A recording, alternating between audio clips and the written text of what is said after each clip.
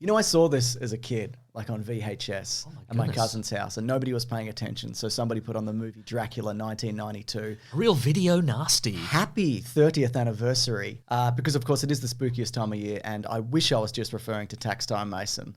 But it's What are you referring to? It's Halloween time. It is Halloween time, and you know, one of the most fearsome monsters in the time of Halloween. There's plenty of spooky monsters. There's Frankensteins and goblins and different types of goblins, like a different coloured goblin. Like so there'd be like one type of goblin that's, say, green, and another goblin that's like a different kind of green, maybe. Yeah, like a different shade of green. Yeah, like a grosser green. Yeah, okay. But, I mean, one of the most fearsome monsters in all of supernatural lore is, of course, the Dracula. Yeah. And, you know, they're all over pop culture. Blade's hunting Draculas. Sometimes Draculas are hunting him. Yep. We're getting modern ones where Draculas are getting iPads and so forth. We're getting historical Draculas. But we thought we would go to... We would watch a movie about maybe the most fearsome and famous Dracula of all time. What's his name again? Gary Oldman? Yes! Just kidding, it's Dracula. What? Yeah, so I saw it as a kid, and there's so much imagery in this which is just like terrifying and frightening and very horny, which I will get to. Oh, extremely horny. First of all... Also, somebody should have been in the room when I saw this and be like, hey... Too horny for you, young man. Don't watch this. No, this movie also, I feel, is... We are... Even though this was a very popular movie, as I understand it. And isn't this a very popular series, Caravan of Garbage, and the way it retains its popularity is people leave give it a like. I mean, I don't know, very popular, but people, you know, enough that... Yeah. But I feel we are straying into some dangerous territory here, because this is an auteur flick. Boy, is it, Mason. And that's way out of our wheelhouse, you know. Yeah. We have to know things about symbolism and lighting and effects. Oh, I looked into all of that, Mason. I did a deep dive, because the making on this is just fascinating. And one of the things that I think really drives this movie forward is just... The plot. The plot, of course. Based on a book. A thing that I know. That's right. Is that Gary Oldman is... fucking flying in this. And sometimes literally. But this movie should be called Dracula Goes Off Chops, because... Dracula goes bananas. It goes bananas. And it's not just him. They're all doing it. And aside from that, as mentioned, it's so horny. It's like, it's just... so many horny dudes, like it's made by horny dudes. In a way that movies... Dracula, he's too horny. Someone needs to get on top of this. Stop it. Stop being so horny, young man. But it's horny in a way that movies aren't really anymore. No, not at all. Like, or they're being made by other auteur directors and they're being shown in, you know, limited runs, and people are like, this director's gone too far. These people had a big kiss or whatever. And it's like, nah, just everybody's gone insane in this. Yeah. I mean, first of all, what a cast. Oh my goodness. Obviously Gary Oldman in here, and look, people. Keanu Reeves is in this as Jonathan Harker, and people, you know, in the lead up to this, and people, you know, the Keanu Reeves has been in the discourse for a long time because he's the best, and he's in this, a young Keanu Reeves, and people are like, Californian surfer dude trying an English accent, not very good, is it? I think it's fun. This whole thing is... But also, everybody's doing an insane Everybody's doing an insane thing, At one point, I'm sure Gary Oldman said to Francis Ford Coppola, hey, Francis,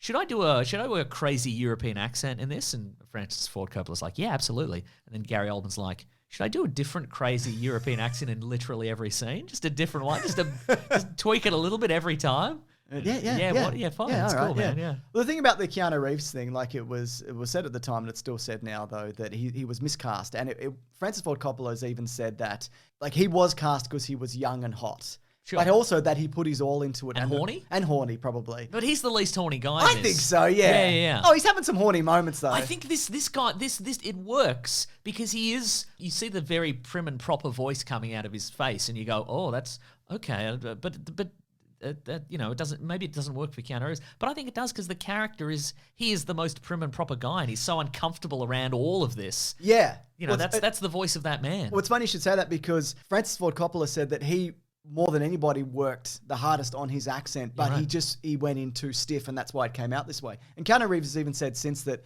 he was doing back-to-back movies at the time, and by the time he got to this, he was just fried, and he was like, I couldn't really give it my all like I wanted to, because, you know, he was doing 1 million movies a year. Yeah, but like I said, it does work for the character, and I think there is a moment in this. There are, you know, when he is captured by Dracula or falls, you know, into his thrall, he does loosen up. The character's accent kind of loosens up a bit, and he you know, It's good. He loosens up as his hair gets grayer. That's true, yes. That can be said for all of us, I feel, though, Mason. I like this version of Dracula. Like, it's mostly classic. There's some other things that have been pulled from other stories over the decades, Mason. Yeah. But, you know, he takes on many forms. You know, he can't be seen in mirrors. He's adverse to crosses. He loves blood. He's a big fan. Hates garlic. He's weakened by sunlight, though it doesn't kill him. He doesn't have an iPad. These are all classic Dracula things that they work in. All of that lore is terrific. There's even a moment where he's just a big stack of rats. And right? I'm like, yes. I love this. He's a big bat and then he's a big stack of rats. Thank yes. you, yeah. But I bet you love this, Mason. Because of the costumes. I absolutely do. There we go. Hang on, I've got the name of the person here. The production designer, if you could, yes. So it's Aiko Ishioka was the costume designer. She normally does sets, but what's happened here is she's just gone in and instead of going with the classic stiff like Dracula collars and the whatnot and, you know, the black and white tuxedo, it's just everything. It's all over the place, and like the armors and the lapels and the funny little glasses. Oh my God, the funny little glasses. No better combination than some funny little glasses and a big top hat. You know? TikTok, take note. Yeah, please. Yeah. Just terrific. Yeah, just incredible costumes. Very, very nice. Well, it's funny though, because the idea was initially the budget was going to go entirely into the costuming, and there would be very minimal sets, and it would just be kind of like shadows and like voids that they'd stand in front of. Just set in like the Warner Brothers office building. Pretty much, yeah. Just around the water cooler. Yeah, but the studio was like, we'll build you some sets. Don't do that. Don't do that. That is our job, and we have been paid, so we will. So, yeah, and I do want to talk about the special effects in this. That whole other aspect of this movie is just fascinating. But first of all, I want to get into Anthony Hopkins. Oh, he's having a ball. He's having the best time of his life. Well, see, the thing about this is, and this is the magic of movie making, James, it's difficult for me to tell, was everybody on this having a hellish time or the best time of their lives? Or did it depend on the actor? Yeah, it absolutely depended on the actor. I want to talk about Winona Ryder specifically a bit later. But Anthony Hopkins is having a ball. To me, it was very reminiscent of his small role in that Transformers movie that he's in. He's just mucking about on set. Name the Transformers movie. Last Night. Very good. Okay. I nearly said Rise of the Dinosaurs, but that's not correct. Big time dinosaur time.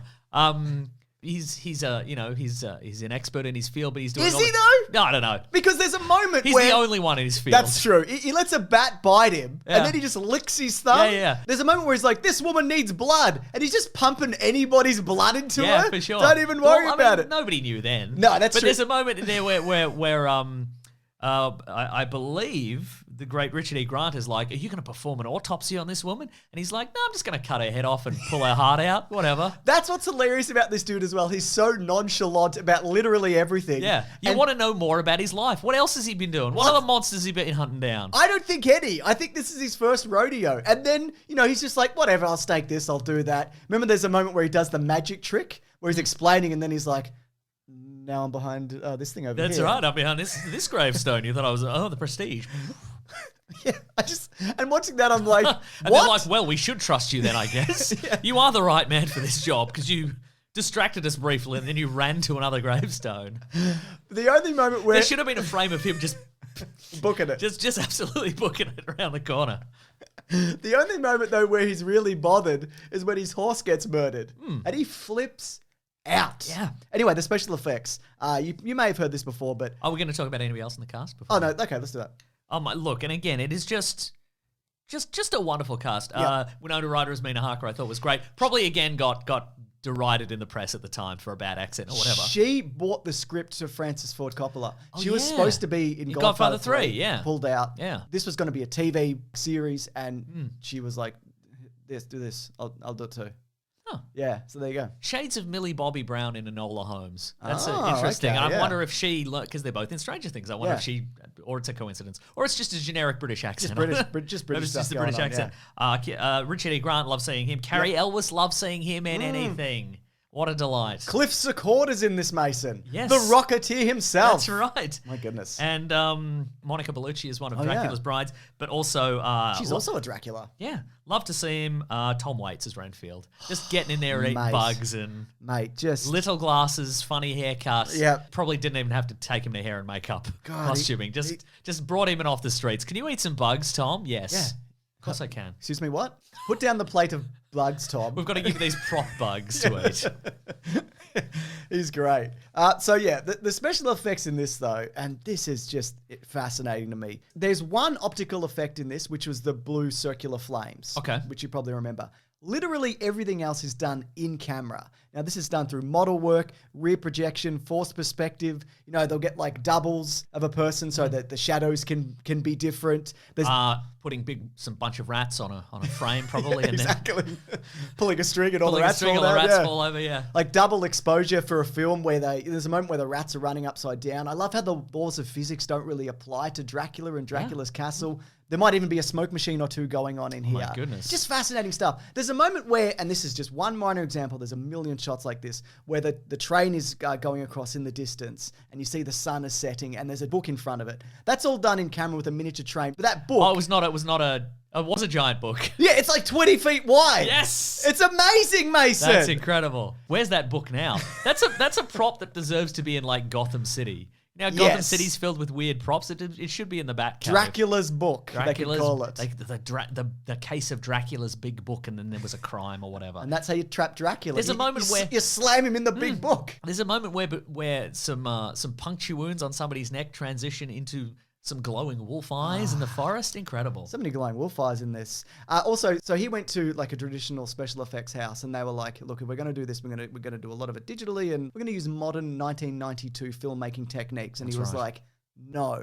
So he fired everybody and he got his son Roman to basically orchestrate all of this. Huh. Yeah, which I think is just... Nepotism. Nepotism and fascinating. It's two things, Mason. Is he in the special effects world to this day? He does a bit of everything. He's an auteur himself, Mason. Ooh. Yeah. Do you want to play a little game just before we talk about some other stuff? Yes. It's called Who's the Sexy Dracula? So, Mason, I'm going to name some Draculas and you tell me whether they're sexy or not. All right. Play along at home. You got to tell us also. Okay. Do you have a correct answer there or are you just asking my opinion? Well, actually, no, I want you to tell me because I think it's something we can do together. I'll name some, you tell me. Okay. Christopher Lee. No. Whoa. Sinister, though. Yes. Bela Lugosi. No. Richard Roxburgh. I'm going to say no. Yeah, fair enough. Luke Evans? These people are all very charismatic, yes. Yeah, but sexy's different than charismatic. They're different things, right? Luke Evans, yes, I completely agree. Absolutely. Leslie Nielsen. Yes. Yeah. And loving it. Jerry Butler. Yes. Oh, probably. Ron Moss. Who's Ron Moss? He did. Oh, he's in like Days of Our Lives or something. He was a Dracula. Then yes, indisputably. Dracula with an iPad. No. Yeah. See, despite all of that, right, and there's some sexiness here, Luke Evans probably the closest to being as sexy. Yeah. This is the sexiest Dracula, I feel, right? He's sexy. Depending on his form. Well, that's the thing, and I think he's sexy in deeds. Yeah. But not necessarily like, I'm not like, ooh. But he's a weird bat wolf. Yeah, but even like Gary Oldman, I'm like, oh, I'm sure some people will be like, that guy's a sexy older man or whatever. But but it's. I mean, he was like 32 when he made this or whatever. Well, yeah, that's older than me. Did I get away with that? Yeah, basically. Okay, great. But it's a combination of the charisma and the weird horny scenarios he puts people in. And the kissing, he's always doing some big kissing. He's doing kissing on a hand or a neck, Yeah. Oh, actually, let's talk. Silk cravats. Oh, my goodness. His little glasses, sure. Let's get into the love story because a part of this and the narrative. And it is very, a lot of this, it's probably... At the time, it was the most direct adaptation that we'd seen, I'd say. A lot of the stuff that was in movies and such were just like, they were adaptations and interpretations. And maybe even to this day. They did Dracula with an iPad, and it was mostly... it was close until he got the iPad. It was pretty close until he got the iPad and Black Ops collected him or whatever. Yeah. But otherwise, it was pretty accurate. There was the scene on the boat. Yeah. There was the scene in the castle. Absolutely, yeah. They did all of that. But, this idea that, this, I can't remember the specific line, but it's a love that transcends time between, these two people. The exact line was, it's a love that transcends time between these two people. And then he pointed to himself and whoever you're talking about. What's got two thumbs and it's pointed two people who are in love, but the thumbs are one's pointing to me and one's pointing to you. That's right. It's you and Dracula, baby. And look, I get the point that like he's also painted as a sympathetic kind of villain in this, but he's just a fucking psycho. Oh yeah, and I don't think he deserves any of the nice things that have ever happened to him. You're saying that Dracula, one of the most famously evil characters in all of fiction, doesn't deserve good things? But at the end, right? when, he gets his redemption from God, which, by the way, fuck you. That's terrible. Yeah. He shouldn't get to go to heaven. He killed that horse. He killed that horse. He gets the Darth Vader ending. Like, that's bullshit, right? And she decapitates him and he flies off into heaven or whatever. And he says, I'm going to heaven. But where he's like, oh, why is God... I'm going to be a big pile of rats in heaven. But they're going to be beautiful white rats. Where he's like, oh, why is my God, why has he forsaken me? You're feeding babies to other Draculas. You're a crazy person. At the moment at the end where they're chasing him towards his castle and it's all coming to a head, I'm loving that. I'm like, are they going to be getting this Dracula before he gets into his castle? And he bursts out of the box and they just fuck him up. Yeah. And I love it, Mason. Just an absolute trouncing. Just a massive chop to the neck. Just really get in there. Absolutely. But I also think if he had have lived and if he had have got back together with his love, how long before he turns into a big wolf and cheats on her or whatever? That's very I don't think he can help himself. He's too horny, Mason. He's too horny. He needed to be stopped. They survived to the modern day. He's on Grindr or Bumble or whatever. Can you imagine if this Dracula got an iPad, this version? Yeah. What would have happened? The world would end, I think. It's too much. It's too much, Mason. I don't like him. He's too horny. I don't like him. Should we do some green trivia? Let's do green trivia. Yeah, great. This was, so the moment of the wedding between Keanu Reeves and Winona Ryder, that was shot in a LA Greek Orthodox church with an actual Romanian Orthodox minister. Now, and they're actually technically married now. You said actually. Okay. And technically they're married now. They are in the eyes of God, not by law, but yes, they are. Right. That is true. Well, Hollywood does not recognize the eyes of God, quite frankly. It's true. So Gary Oldman and Winona Ryder did not at all get along during the filming of this. Wow. The direct quote from the director was, they got along and then one day they didn't. Absolutely didn't get along. None of us were privy to what happened. And Winona Ryder has talked about that since, that she said, like, he felt very dangerous. Like, Gary Oldman wasn't breaking character too much. He was always saying sinister and creepy things and to everybody all the time. You know what I mean? He went full method for a lot of this. Just leading in somebody's ear, bugs and rats and stuff. Pretty much, yeah. But what do you think about that? You watch, it's funny, you watch the behind the scenes stuff and he's just in full, white face paint with a big bum hairdo. And, and he's just like, yeah, and anyway, what for this scene? And, it's incredible. Though recently told Vanity Fair that she had these journals and I pulled one out and it was around the time from Dracula and the text was angst, angst, angst, angst. Thank God for Keanu Reeves. Thank God I'm going to see Keanu. So he was the saving grace apparently for her on this movie. And also, so this is an example of some Gary Oldman hijinks, if you don't mind, Mason. An extra on the movie said that the scene where Dracula first arrives in London and he meets Mina on the street, there was difficulty getting Winona Ryder to have the appropriate response when she sees him for the first time. So Gary Oldman grabbed a zucchini off a vegetable cart. That rain's coming down. Coming right bloody down. I don't actually think that helped when I closed the door, Mason. Maybe you should have soundproofed this room properly. Sorry. Yeah. So he grabbed a zucchini off a vegetable cart and then flashed it in front of his groin when she turned around. That is classic boys' behaviour. Isn't it just? So yeah, I think we've seen a lot of this over the years and I hope it happens less now, and I don't know whether that's entirely true, but it's just torturing a woman in a movie, just upsetting a woman. There were moments where the director would just yell really cruel things at her to elicit responses and things like that, but just do some acting, I reckon. Yeah. You know what I mean? Just stand on the X and say some lines. That's right. But Winona Ryder has also said since then that they're friends now and there was some teen drama going on there. So, there you go. Now, this actually, which doesn't surprise me at all, it struggled to get an appropriate rating for a cinematic release. 20 minutes plus of gore had to be removed. That's it, just in the last action sequence. It's just them beating up Dracula for 20 more minutes. I would love that. But that actually didn't help due to the sexual nature of the film. One producer actually chastised Coppola for it being too rude or blue, which led to the working title of this film being Blue Harvest. He's done it again, folks. Funnily enough, was the working title for the original Star Wars from 1977. If I may, James, is writing that the hardest work you do all week? It might be. Some of that is true, though. Which parts? It's up to you. Speaking of George Lucas, it was actually George Lucas who suggested, in adherence with Dracula mythology, Mina should decapitate Dracula as the ultimate release for him to reach heaven. This is also the first major US motion picture to be edited entirely on a non-linear editing system. So that's fun. What does that mean? Non-linear. Huh. So you don't have to do it there's no linearity to it, Mason. You can do it in a different order. Does that make sense? Sure, Yeah. absolutely, yeah. There's also, he uses an old school camera for some of that London stuff. I don't know if you noticed. Often because it looked like an old timey, Like often you'll film. Yeah, you'll fake Look like a film. Look like a film. You'll fake that normally, but he's rich, so he's like, I have one of these. So I got winery money, so that's right. Now, in terms of box office, Mason, yes. Hollywood insiders who saw the movie before it came out felt Coppola's film was too odd, violent, and strange. So guess what it is, and we love it. That's true. Too much so, though, to succeed at the box office, and dubbed it Bonfire of the Vampires. I think they mean Draculas. They mean Bonfire of the Draculas. Yeah. So this had a $40 million budget. They would never, like $40 million for a Dracula movie now, sure. But I mean, like comparatively, you'd never make something this big now because it wouldn't make its return. But it made nearly $216 million. So it was a hit. This feels like, though, I'm surprised it was a hit, honestly. It's so fucking weird. Yeah. Yeah, but that's also what I love about this horrible, horny movie, Mason. But I mean, weird stuff can surprisingly hit big, like something like Everything Everywhere All at Once. That's true, That hit big, Yeah, but that also didn't cost like $40 million.